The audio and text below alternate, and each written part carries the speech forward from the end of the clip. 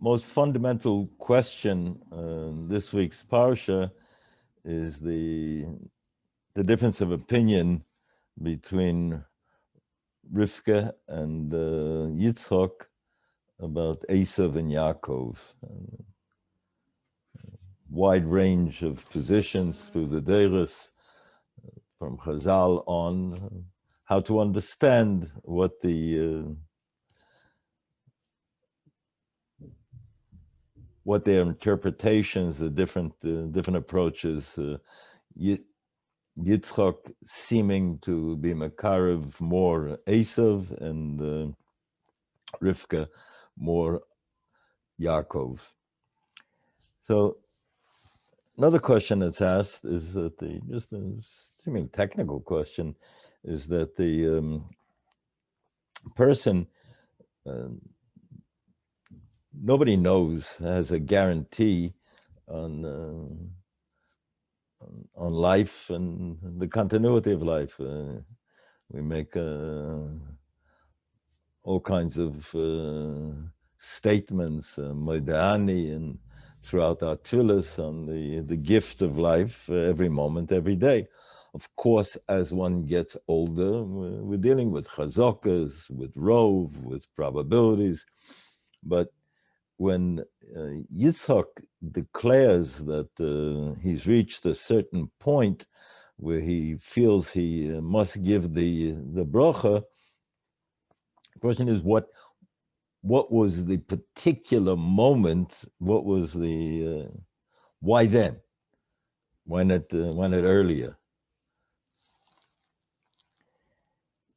Okay, so two questions. So the Malbim indicates that when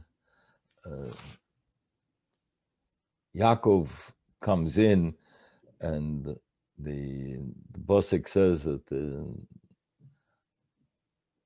Yitzchak picked up the scent, the aroma of his clothes, v'yorach esaleach begodov, that that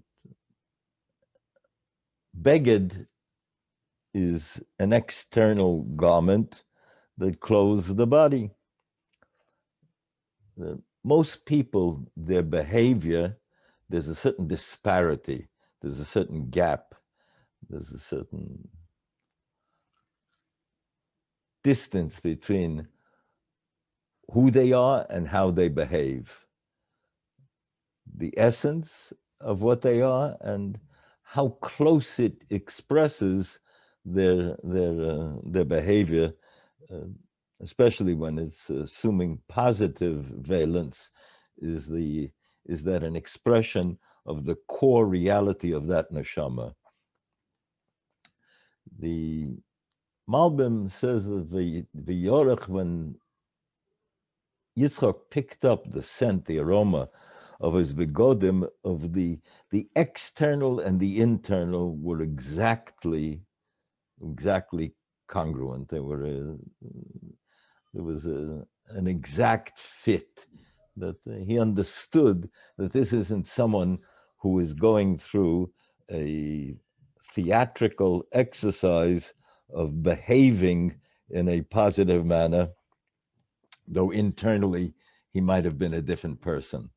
He understood that this person was it was the neshama that was doing the maisim, the chesed that was now being experienced.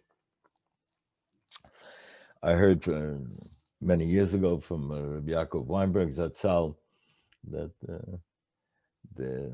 ideally there could have been, should have been a Yisachar Zvulun kind of relationship. In a sense, the Netziv seems to allude to this a bit, though it seems to emphasize something more we'll get to in a moment. That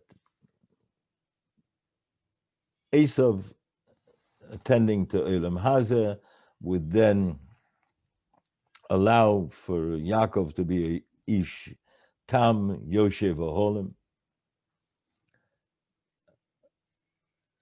That was what could have been, what might have been, and it didn't didn't pan out, isn't what developed.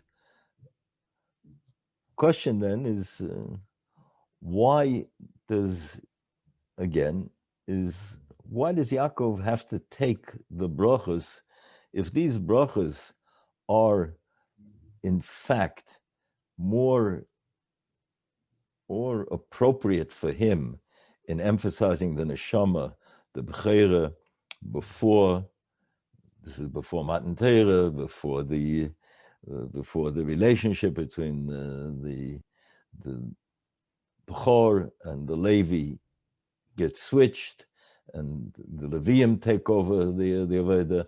But there is a certain spiritual excellence that is expected and therefore designated as a resource in the potential of the Bechor. And given who Esav was and his behavior, and the Gemara and Baba Basra catalogs the series of spiritual Ben Odom la Chavera, Ben Odom la Mokum, crimes that even that day that he came for the bracha, Esav, that what he was guilty of. So Yaakov, why would he have to take the brachas in such a manner? Fine, there could have been this relationship of a Yisachar Zvulun and Olam Hazeh being emphasized by Esav, and that this would have allowed Yaakov to do what had to be done.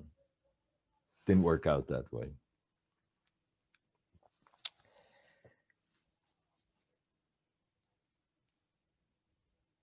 There is an interesting mahalach.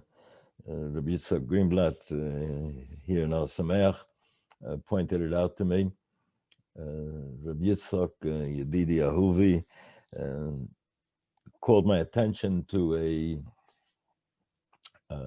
Rabbi Yosef Chaim Mebovel, was also Mechaber Sefer Aderes Eliyahu, not the Aderes Eliyahu of the Gra, another Aderes Eliyahu.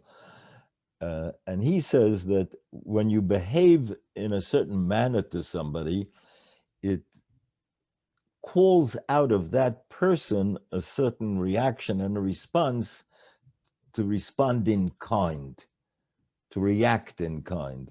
And therefore, when you treat a Rosha as if he was a Beseder, as if he was a Tzaddik, it may touch a certain nerve, a certain point, a nakuda in his neshama that will bring out of him a potential to, in fact, do tshuva. And that the tzaddikim have that sensitivity. And as such, Yitzhak knew who Esav was, but he was behaving towards Esav as if he had in him certain midas, qualities, certain potential, and that this could be brought from the potential to the actual, could be in fact realized if Yitzchak would draw enough of it out. Kedushas Levi says a bit sharper in a certain way. He says that there's no oneg, there's no satisfaction, there's no pleasure that the tzaddik has greater than to take the rosha and to turn him around, to bring him back to an ideal of where he should be.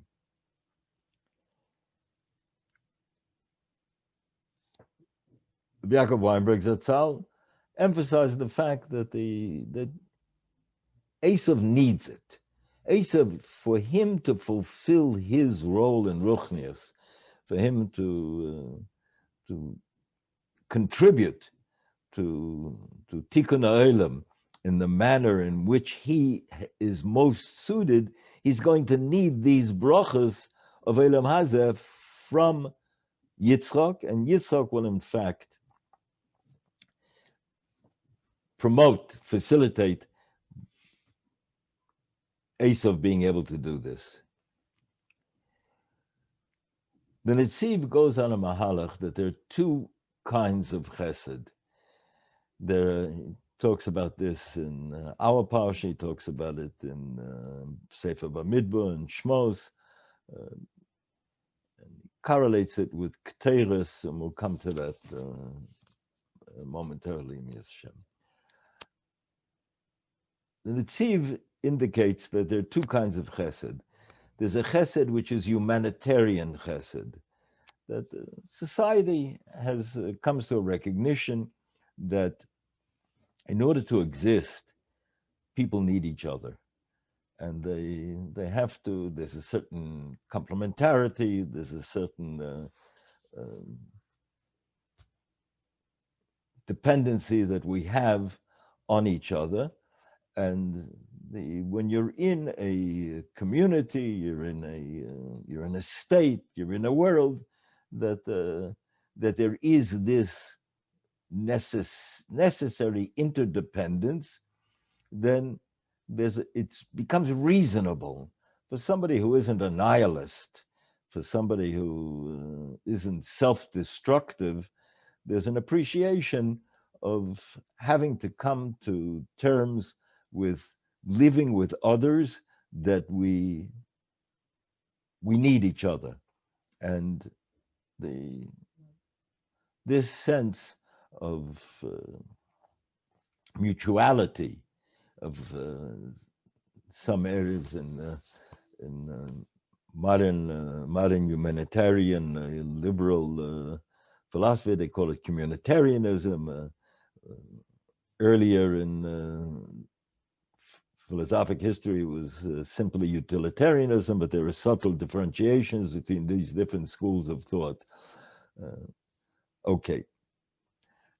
But there is a sense on the human level that even if there isn't an absolute reality of knowing what is the right, on a pragmatic basis, on the ground, on the field, we have an appreciation that we cannot escape the potential friction and conflicts of interest, and therefore it makes sense for us. It's a reasonable thing to work out a modus operandi, a way in which we can live together. And that's even if there is not ofalapumayo, even there isn't an absolute ideal of truth. Netziv says that we find in history many apikusim have been devoted to doing chesed in a very, very significant manner, and with a certain amount of consistency, devotion, that they give themselves over to that chesed. Apikoros, you recollect, some of you,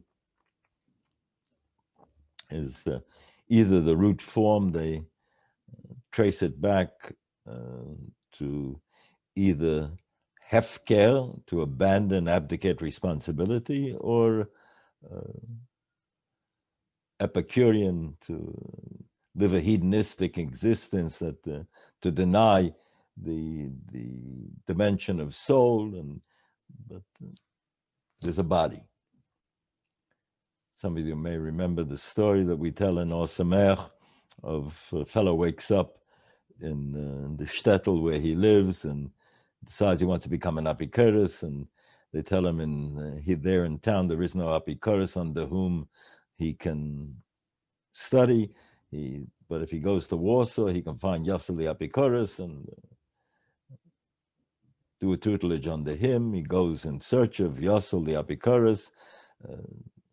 Couldn't Google him in those days. Didn't have yellow pages.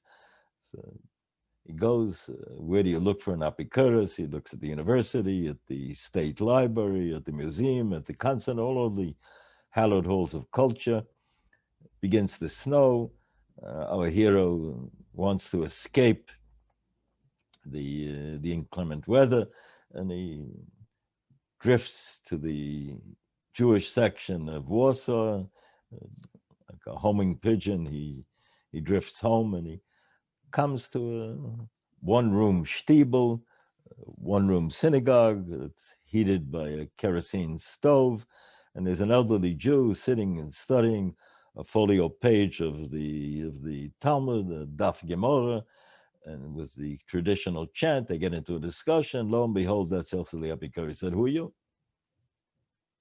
He said, "I came to study to become an Apikoros someday." He said, "What do you know?" I said, "Well, I've read Aristotle, Plato." No, what do you know? Thought he meant somebody more modern, Schopenhauer, Nietzsche. Slaps on the Gemara. No, what do you know here? I haven't really studied there. I haven't given that much attention. So Yossel the Apikoros, who is studying at Daf Gemara, says to our hero, who is looking to become an Apikoros, to enroll in a course, Yossel says to him, "Go home and learn. You're an Amoritz. Come back after you know how to learn. To become an Apikoros is a postgraduate degree. You have to have your undergraduate credentials in place first." We live in a generation, as most of us are painfully aware, the Apikoros should be a protected species like the dodo bird. It's an endangered species. I'll call upon them, but many of these Apikosim have a sense of chesed. What the Rebbeinu Shalom wants of the chesed from Yaakov's chesed, is that Yaakov's chesed will be not just the interest and the desire for doing good because society needs that, not even just so that it should be for the benefit of an other, the other, which is wonderfully admirable, clearly, but another dimension, because the Rebbeinu Shalom has ordained this is the chesed, and this is what is expected of you. It's all the difference in the world, because there are times where one doesn't see the chesed, and one doesn't know which is the chesed. Is it the chesed to take an 8-day-old infant and surgically to do bris milah? Yes, because the Rebbeinu Shalom has told us ultimately, not because it may be healthy, but not because there is a reason that we can quantify, but because it transcends all of the reasons that we might be able to present. Yes, there are reasons, but sometimes we know the reason and sometimes we don't know the reason. And the chesed that Yaakov is expected and required is a chesed which goes beyond.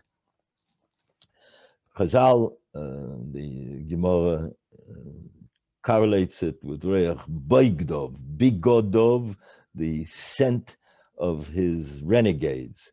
Who are those renegades? The Yochum Meshisa and Yochum Ish Tzroides and Yosef Meshisa, that they were renegades that collaborated with the Romans, and in the time that Rabbi Yossi ben Yoezer was being taken out, this Yochum Meshisa was a cousin of his, and they passed by, and Rabbi Yossi ben Yoezer being taken out in the tundra for Kiddush Hashem, and there's an exchange between them, and at first he seems to be so super cynical. The renegade, the Yochum Meshisa, and Rabbi Yossi says, imagine if this is the how strict the din is, the halacha of paying up with ain't tzaddik ba'od shelo also tov l'yechta. There's no such thing as a tzaddik that doesn't have some kind, and each is according to what his potential is. So if the din is so strict and exact with me, who has dedicated my life, as the renegade points out, as Rabbi Yossi himself points out, so how much more is a kal v'chomer to you? At that point, it's amazing. At that point, Chazal relate, it's the Medrash, it's the Gemara, relate that he turns around and he accepts all kinds of kaporas and tikkunim to do tshuva. How? What happened? What persuaded him? Where was the argument? Just the statement, the steadfast emunah, the consistency, the sense of accepting the midas hadin that Rabbi Yossi had. What persuaded him? The Tziv understands that that's what Rivka was davening for. Rivka was davening that, yes, there's a tzad to say that Yaakov doesn't need the bracha. Yaakov is a tzaddik each. Tam, Yoshev Aholim. Esav needs the bracha. But Rivka saw that in future days there will be Jews who are renegades. There will be Jews who are apikusim. And those Jews, because of her bracha, because of her tefillah, that Yitzchak should give the bracha to Yaakov, for those Jews who behave Esavdik later in history, they will need that bracha. She understood. She had that appreciation that there will be such Jews, and it's going to be necessary. Meforshim point out that the Balaturim and the Ksava Kabbalah develops the idea that that it was Pesach night. They correlate the gematrias, that it was Leil Pesach and Yom Pesach. That why did it have to be Pesach at night? And this is understood to explain why Yitzchak chose that night. That's why, not just that he's getting closer to meeting his maker and to giving his Yom Adin. That could have been yesterday, could have been a week ago, could have been a month ago, but there's a certain special siyata deshmaya and hashros, hashchina. There's a presence of the indwelling reality of a Kodesh Baruch Hu in the Bria that is there Pesach. But perhaps there's another dimension to it as well, because Pesach, we pointed out earlier this year, some of us may remember, that the more Jews seem to keep the Pesach Seder than any other yontif. Yom Kippur is a close second, but the Pesach Seder, however distorted and perverted it might be, expedited non-halachically, but there's some kind of an allegiance to the Pesach Seder. And the Kitzur, we indicated that we have the Makoros that Klal Yisrael were bereft of mitzvahs at that moment in Mitzrayim, and the Rebbeinu Shem went looking for them in order to be Mekayim, the Havtocha, to the Ovos and the Imois. And Pesach is Imoisdik, it's the number 4, that's the recurring theme. And it's Rivka, as it were, Tfilis representing the Imois in reconnecting the Jew that seemingly has his connection has been severed to the chain of the tradition through the Deiros and through the exile. And Pesach night is when the Rebbeinu Shem is Nizgala. There's a revelation, there's a presence, there's a magnetism, there's an electricity in the environment that pulls Jews back to their own sources, their own connection to Torah, to mitzvahs. And the conflicted Jew, yes, the conflicted Jew. And it's the conflicted Jew that Rivka was petitioning for. She was beseeching, that she was davening for, that she, in her imoisdika wisdom, understood that there would be such a need throughout history for this. And it's compared to the Netziv, compares it to the Keteiros, poses an interesting question. He brings the Gemara, Chazal, that there was a Zoken that was met, that he said that it could still detect the aroma of the incense that was offered in the Mishkan at Shiloh years after it had been destroyed. But seemingly that was only about 400 years, and the Beis Mikdash, Bayis Rishon was up, was Bayis Rishon, Bayis Sheni, and the separation between them was twice that amount of time. Well, why?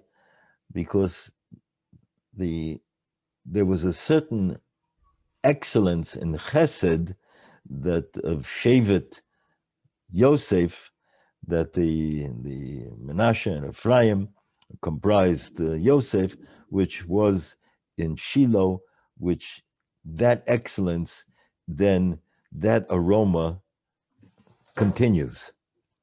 What's the relationship between Keteiros and Chesed? Possibly, we might understand what the Netziv is indicating, is that the Bnei Yisoscha brings the idea that of the different senses that a human being has, sight, hearing, the scent, touch, all of the 5 senses that a human being has, the only one that was not involved in the chet of Adam Rishon was the sense of scent. And that's why ultimately the Pasuk in Yeshayahu says that we will have an appreciation of the aroma of Mashiach, the scent Vayorach, the Klal Yisrael will not lose that because it wasn't impaired. That sense wasn't broken, and as a result, it doesn't need a tikkun. It doesn't need a corrective. But it's also that sense of the aroma is what allows the kteris to be all-inclusive. The kteris to envelop, to contain, to elevate even the foul-smelling chelbana. Like the Drosha Saran said, it's a mistake to read the listing of the Samamonim that the other elements of the incense they just happen to overcome the foul-smelling chelbana, that there are more of them and that they're more pungent. No, says the Rosh Hashanah, you have to read it, that it's the potential that the positive smelling aromas, the incense, have, that is only brought from potential to actuality because of being stimulated and provoked by the negative, by the chelbana. And we talked about that more on Yom Kippur. I'll call upon him. What we have is that the Rivka, in her himoisdika sensitivity, that the understood, had that kind of an awareness that the Klal Yisrael in different points and different times in history, so will be only able to connect because of another level of siyata deshmaya that they require, which will need this brocha that Yaakov has to bring to the fore.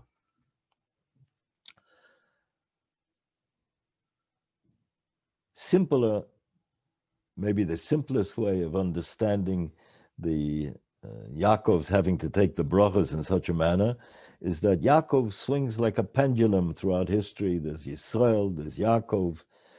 Sometime he's on the ascendancy, he's schroristic, ministerial, royalty, and sometimes he's downtrodden, ke'ofer, kechol, sometimes like the Kochovim.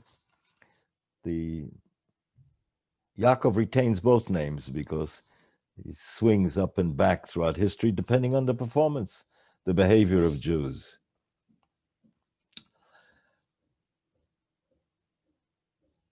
Perhaps there was a dimension here of Yaakov having to take the brachas in such a manner. Ishtam Yoshev Olim, Titein Emes li Yaakov, truth.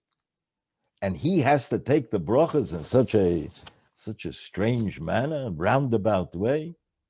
Yes, Chazal and Fosham teach us that there was a very, very punctilious sensitivity to minimizing any expression and reducing or not, in fact, articulating a direct sheker. Yeah, but surely the impression was given that wasn't the lechatchila, wasn't the original understanding of what one would expect of Yaakov. Perhaps part of the message is that Yaakov has to now, the kol will be kol Yaakov, Torah, clarifying, understanding, analyzing, sifting through the options to make decisions, how, where, when, to emphasize which kind of behavior, which kind of hanhoga. And in fact, at times, Yaakov will have to play the game of Golus, the game of exile, on the court of Esav, and will have to play with the rules of Esav, as it were, and Yaakov will be capable, Yaakov, of all people, has to be the one to deal with Esav, to stand up to Lavan, to deal with, he's the one that wrestles with the Malach of Esav. He's the one that deals with Esav. So Jews in history will be moving from Yisrael to Yaakov, and at different times they will have to emphasize the different potential, but the only way that can be done successfully is when the kol remains the kol of Yaakov. The kol, the Ksava Kabbalah learns that the voices were identical. That's why it was the syntax and the diction, the choice of language, that invoking the Shem Hashem, that Yitzchak called attention to when he said that the kol is the kol of Yaakov. It wasn't a voice per se, that the voices were in fact very similar, not to be differentiated so easily. And so we're again on the world court, on the global scene. Klal Yisrael challenged by the Golus infiltrating, penetrating into our environment, in symbolically, actually, not just figuratively, but on a moment-to-moment basis. Our tefillas, that as Rivka understood, and as Yitzchak in fact expedited the brachas, that we should be successful in, when we have to behave in a Yaakovdik manner on the fields of Golus, and ideally, even when those fields are in our home field in Eretz Yisrael, and we've imported instead of exported what it is that we have to contribute. Shem Yitain, that we should hear Yeshuas U'Refuas for all of Klal Yisrael and the world at large. Call to.